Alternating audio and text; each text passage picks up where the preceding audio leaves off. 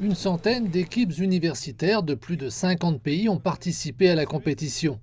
30 d'entre elles ont atteint la phase finale pour présenter leurs idées sur des expériences spatiales ou leur conception d'instruments.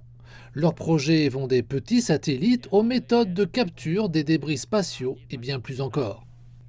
Nous essayons de contrôler les fluides en microgravité en appliquant certaines températures à leurs limites. C'est principalement notre idée pour l'expérience que nous proposons.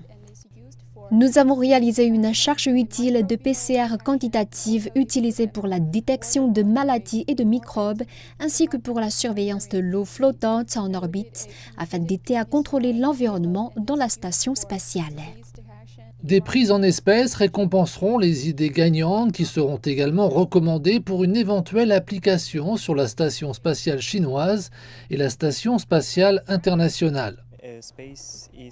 L'espace est censé être international, pas seulement pour un pays. Je pense que la compétition internationale, par exemple, dans ce type d'événement, contribue au bien commun. Je pense que les universités et les centres de recherche sont les mieux placés pour explorer de nouveaux concepts et les idées novatrices à faible coût. Certaines de ces idées atteindront le niveau de maturité et deviendront un jour un produit peut-être vendu ou autre. Mais au tout début, nous avons besoin de créativité. Cet événement intervient 2 jours après le ravitaillement de la station spatiale chinoise Tiangong par le vaisseau cargo Tianzhou 6 au cours de sa mission de 10 ans dans l'espace. Tiangong sera une plateforme pour mener expériences approfondies tout en s'efforçant de réduire la fréquence des voyages de ravitaillement.